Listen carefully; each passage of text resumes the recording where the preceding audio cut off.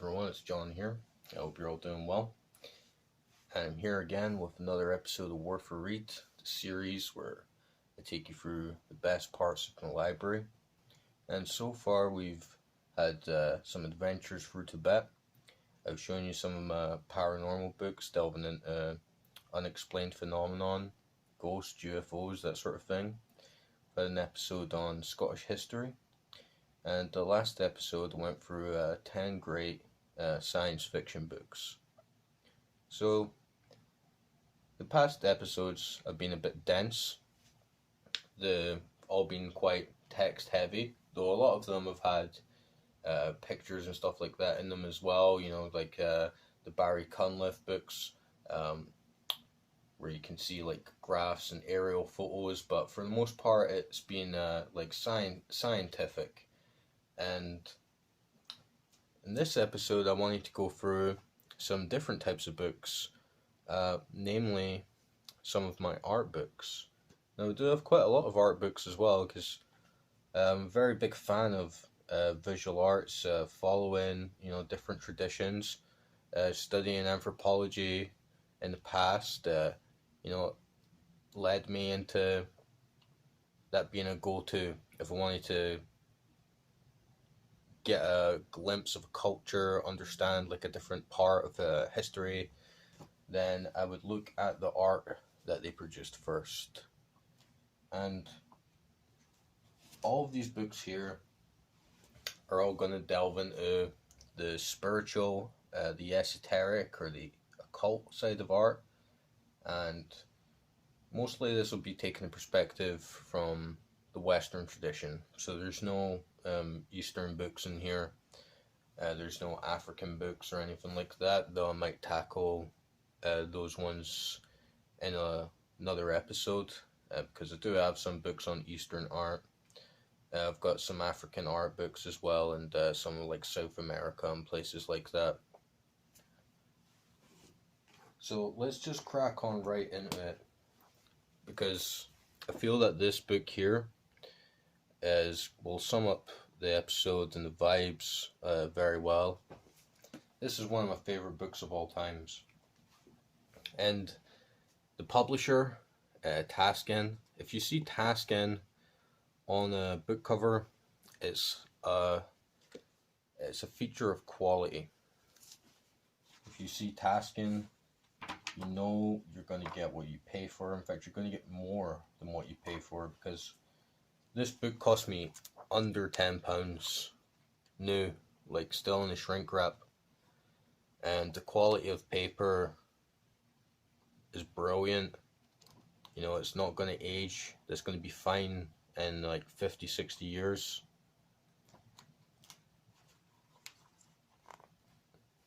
Print and color and text on it is so easy to read. It's so easy to get into.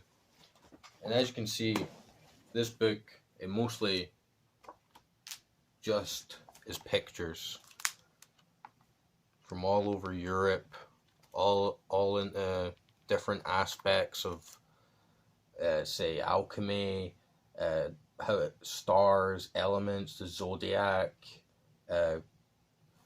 cosmographs, all that sort of thing. And it will lead you into some strange trails if you follow them. Like, just to give you a bit of an example, they're split into chapters like fortress, light and darkness, ladder. So you might get several pages all just dedicated to one alchemical or mystical concept. You know, reference different texts, different philosophers, all throughout history, really. I mean, back to the Egyptian time, through ancient Greece, up to the the contemporary eras, that the paintings or pictures, and there's some like engravings in here as well.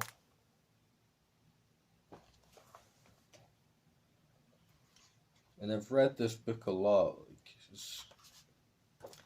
It's very deep. You know, they say like a picture says 1,000 words, but it can say more than words as well. and this is such a good collection.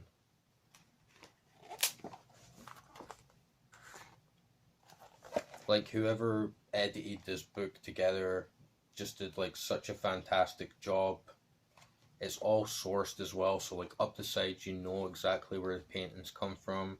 There are little articles like here and there, but it's mostly just preamble to sort of set up like what the chapter is about or something like that, and apart from that it's all like very light, which I enjoy a lot. Plus it manages to get color and like shades of grey and black, because this can be a big problem if you buy books that are just in black and white. It's like, yeah, but how black and white? Because there's so many different shades as well. Taschen, as usual, did a fantastic job on this. And I think this is probably like my most read art book, because it is just one of those books you can pick it up, open it at any page, and you'll be sort of amazed, or there'll be something there. And that's pretty much the perfect art book to me. There's so many other books that I've bought because of this, like being caught by some drawing or painting that's been in one of these books, and then it's led me into discovering who Paracelsus is and stuff like that, and then buying Paracelsus's books and reading them, and just getting in some strange corridors or unorthodox ways of thinking that have kind of been left behind in the past and faded into obscurity. But there is a lot of deep knowledge in there as well, and also it's profoundly interesting, even if you aren't say like trying to be mystical or anything like that. If you're just looking at it from like a scholarly perspective, it's still very interesting how these people had formed this like new metaphysics and how their minds worked around that. I mean, I know people like Darren Brown have talked about stuff like this, where alchemists in the past would use similar techniques that he did, and say where you could open up a book and memorize every page. Old alchemists in the past, because they had this sort of idea that everything was interconnected and made by these elemental principles that were related to the planetary bodies, and then were related to outer spheres, gods, angels, all that sort of thing. They had the microcosm and the macrocosmic framework in their heads, and they were trying to figure it out and find all the links. They had a radically different way of memorizing information, and they could recall information much more easily because of the interconnectedness of all the things that they were describing. And they weren't just simply abstract concepts, but they were all actually meaningful and connected to some part of the divine aspect. So that's just one example of like the kind of stuff that this book leads you into, just from pictures and a guy's name. So that's Alchemy and Mysticism by Taschen. 100% recommend that.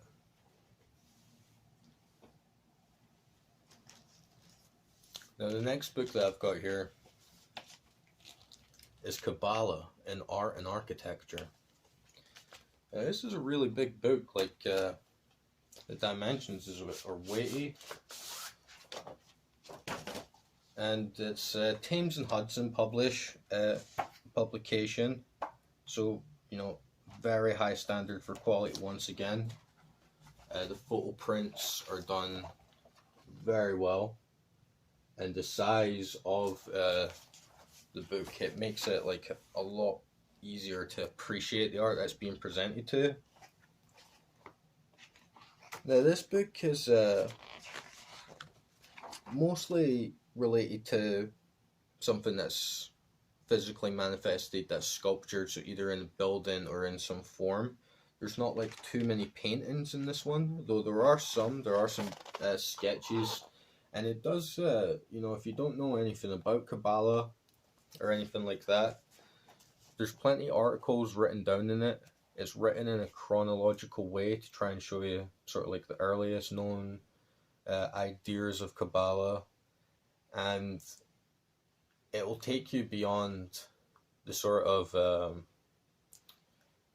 because if, for instance, if you go on the Wikipedia or something like that and you look up, who created Kabbalah, it won't take you too far back in time. It'll take you like a few hundred years, something like that. But really, what this book is trying to say is that the sort of concept of Kabbalah being something that is natural, that is this hierarchy that overlays the structure of the universe, would, if that was true, would obviously be found and represented in nature, in real life. And this is what this book does. It shows you, whether intentionally or not, where the Kabbalah is seen, how the form of it is seen throughout architecture and throughout art. And it does a very good job of it. It's a sort of book that, sometimes I think the framing can open your mind a lot, because if you just saw a picture like this, for instance, you might not make the immediate connection. But because it's framed as part of the Kabbalah, it's like a lot of them sort of click, and you do see it, and you really do. It is manifest in this, for instance, and it's done very well. And I feel that because the book, instead of just being so dense in text and obscure sort of paraphrases and occult riddles from old mystics, being able to see it in the real world and manifested brings it more into you. It makes it more of like that meditative experience, rather than this like very sort of rigorous intellectual thing, trying to study the Kabbalah with too much thinking. This one is way more reflective, and it's inspiring as well. I like a lot of the art in this book. It quite mind-opening, abstract, but also at the same time very mathematical and hard, because when we think of abstract, think of something disorderly almost, but shows more of the beauty in this concept as well, that the abstract can be material as well, and the abstract can be order, and those two things of chaos, heaven and hell, they're intertwined. It's a very beautiful idea, and it's wonderful having a great tour of it, expressed by people all over the world in different ways. So that's Kabbalah in Art and Architecture by Alex Gorlin. Very great book, and I actually got this book for, I can't remember the price specifically, but it was on Amazon, and I remember it being maybe like £5 or £6. I just thought it was absolutely ridiculous, and when it came here, I wasn't sure if there was a reason for that. Maybe it's actually a terrible book, but no, I was for these two books that I got here, and I think you could still get them for that price, especially in the second-hand market for this one. But yeah, about £15 for these two. The amount of information, the amount of high-quality, amazing art that you get in here is great. A lot of it's very old as well, so it's all copyright free. It's all public domain essentially. It's more of a historical thing, so that's always good to know as well. So the next book that I've got here is William Blake, The Complete Illuminated Books. Now this is an absolute behemoth of a book, and William Blake was a behemoth of a man. I mean, I can really think of few other people as original, as talented, as controversial, as challenging and insightful as Blake. And he does it all in his own way, which is really admirable.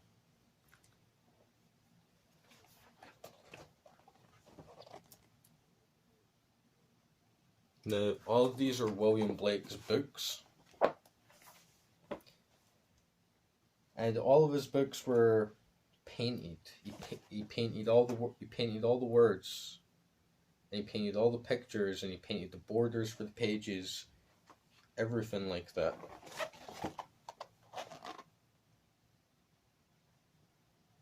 And these are prints, obviously, but they're done extremely well. This is Thames and Hudson again. Very good publisher, especially for this kind of material. It gives you a history as you go in. It gives you like a sort of timeline, a rough biography, but for the most part, it just drops you right in and lets the books speak for themselves. And I think for artists especially, this is like a must-have. You know, if you're an artist, this is the kind of book that will really open your mind to the capacity, creative potential, how far you can go with it, and how much you can like maintain a sort of degree of class and quality as well. And that's just, I think that's just best illustrated by, like I said, there's like, not only is this man such a profound poet, a man who created his own mythology, essentially his whole new metaphysics or cosmogony from scratch, you know what I mean, and did it his own way. Not only did he write the book, but he's also painted the entire book, you know what I mean? So the book itself is like this piece of art. And then, you know, Blake's just one of those people where, you know, it feels like his life was a piece of art as well.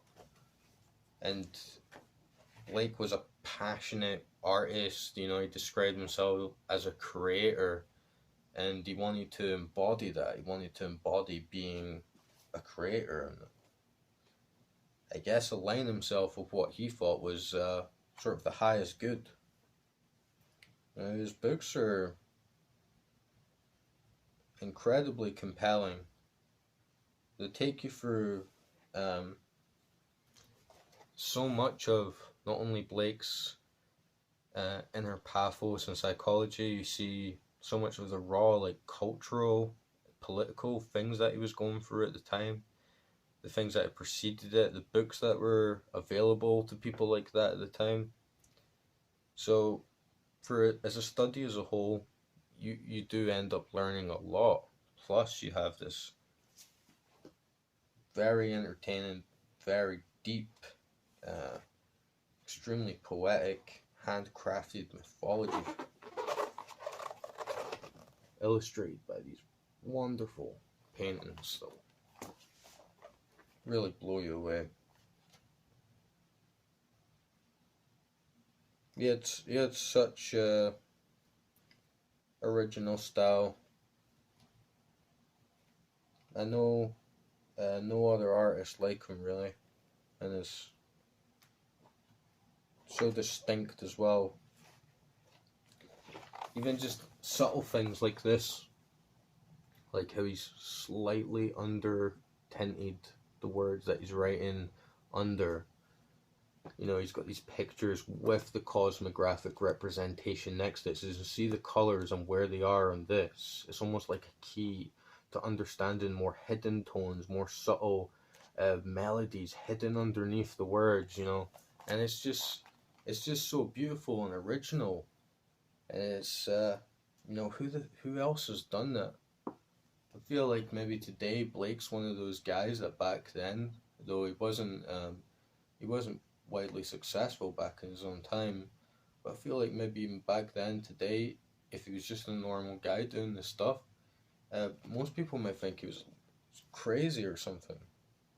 But he really pushed the boundaries of what it means to be an artist.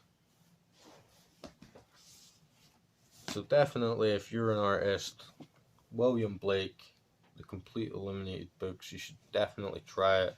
Thames and Hudson publication will do you very well. So, next book I got here is a light one that I found in a charity shop. Now, this didn't cost very much at all. I think maybe £3-4. I was very happy with this find. And this is a great book, not only for examining art, but also getting a lot of historical context and cultural background to quite specific symbols, because all of the pictures in this book relate to animals. So just to give you an example, they've got first page there on the bear, and then say when you go further, there's like the pig, and it gives you a run through of all the different sort of historical sources where this sort of thing's been depicted, why it was like this, how it's developed, not only sort of like the historical context behind it, but the mythical and the spiritual features of the animals that they were being depicted, and how those interpretations also influenced the art that they were expressed by.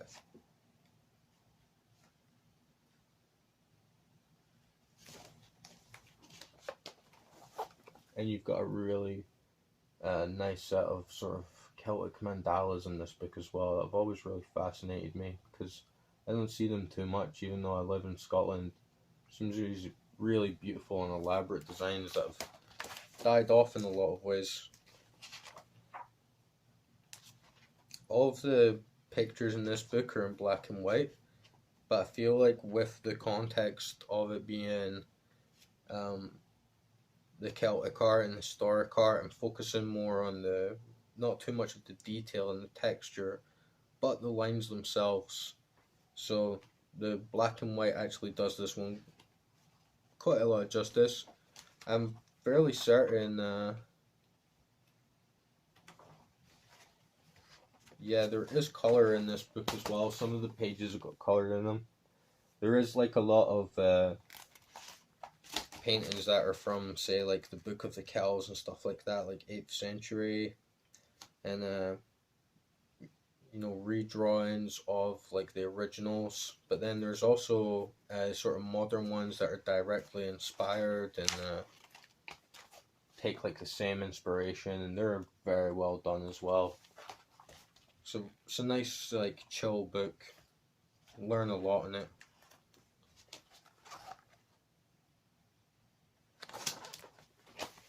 You get a lot of the vibes.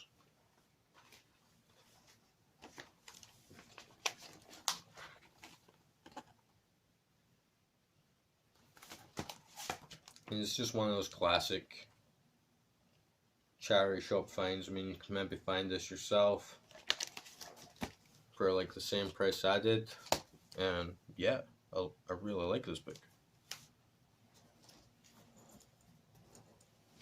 And that's Celtic Beasts, Animal Motifs in Zoomorphic Design and Celtic Art by Courtney Davis.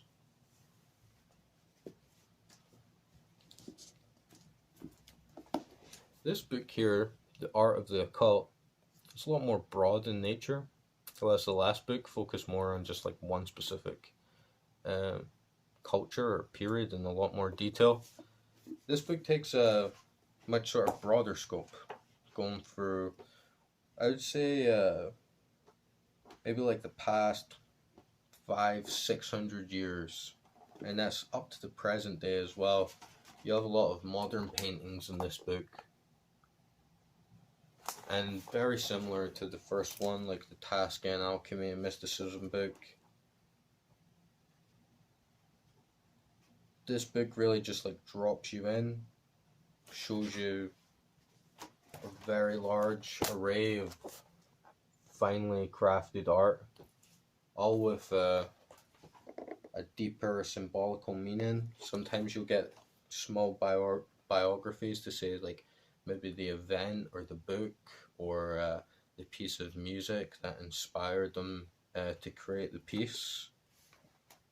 And once again, it's very great to reflect on these things in a different way instead of focusing hard on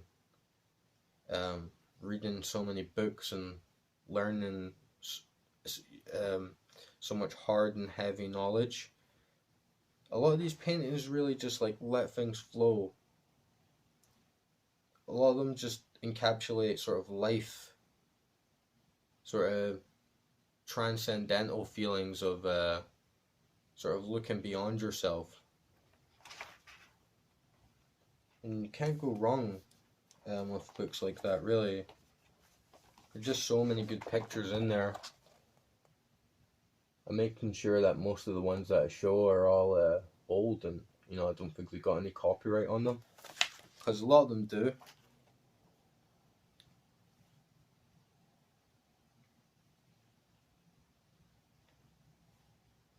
But just to give you an idea, I mean, like there's some stuff here. It looks pretty much like Alex Grey art. There's watercolors by Crowley there. So some of it's like art done by mystics or like known occultists and things like that. Some of it's a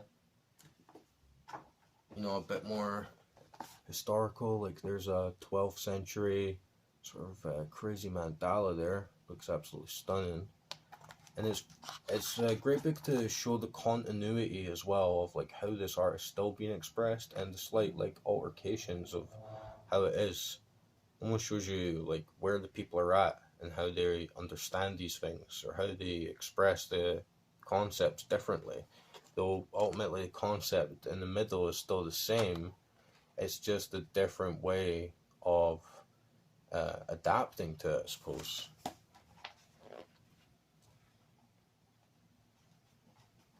Here's one of my... I think I can show this one. So this is one of my favorite paintings in the book. It's just an absolutely stunning picture, and you can be fixated on that for a while. Like, I've focused on that one for a while and just thought about like all the layered meanings behind it, just how beautiful it blends colors and geometries like together. And it's Kabbalistic as well in a way, So when you've been reading other books, like you've been reading Alchemy and Mysticism, you've been reading Kabbalah books, you've been reading William Blake, Celtic Beasts, you start to see more features in the other works that you look at, and you see that there's continuity, you see that there's a language of symbols that's being used by all sorts of people, and it goes over language, it goes over mere words to say something deeper to the heart instead of to the mind. And that's what I think is sort of the key vibe to this episode, is that you can read and read and read, but there's more to life than just words. There's more to life than just thoughts in your head. Not all knowledge is scholarly knowledge. There's wisdom as well. There's insight that you can have that you can't get from reading books. It's experiential. It's relative to yourself.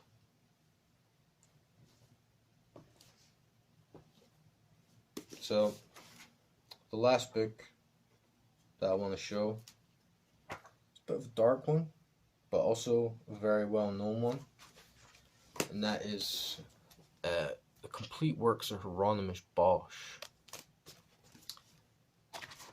Now this is a bit of a bonus book here, because if you've stuck through here and you've been interested in all the rest of the books, this is another one that highly recommend. Partly, once again, it's Taschen, so the publishing quality is brilliant. It's very cheap. It costs you about maybe £10, maybe £12. and you get the complete works of Hireynomous Bosch in a book. 16th century genius, extremely profound, dark, some would say grotesque, some would say perverse. But the things that Bosch expressed in his work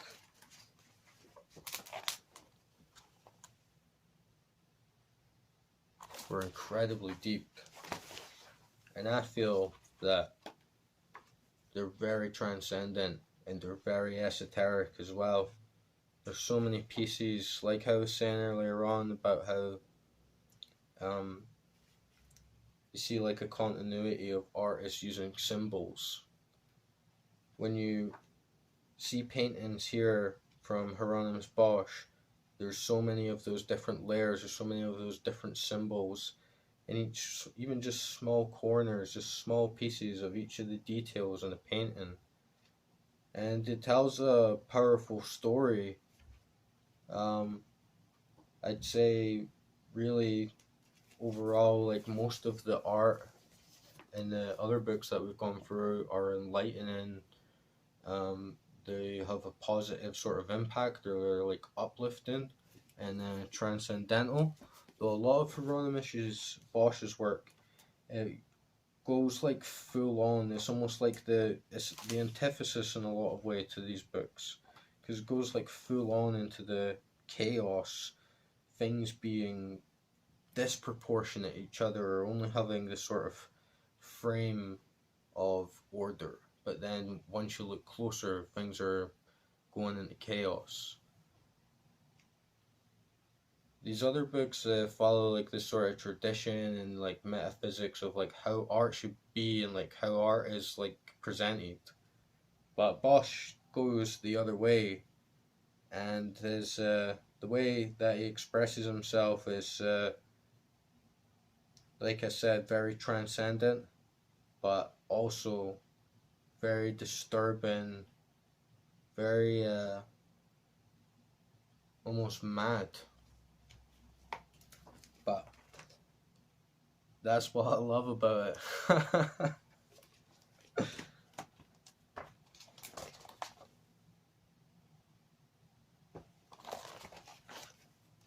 Because yeah, Bosch was an absolute mastermind.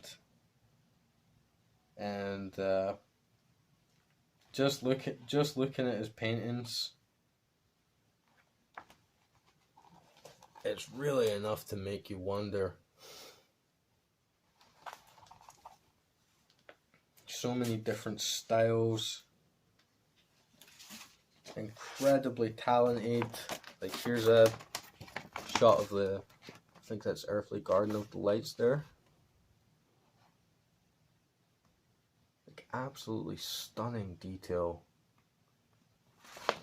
Attention to depth, attention to contrast, the textures are absolutely sublime. Just looking at these paintings takes you into someone else's mind, into someone else's world. Absolutely stunning book. Anyway, that is the last one that I'm going to recommend. I know that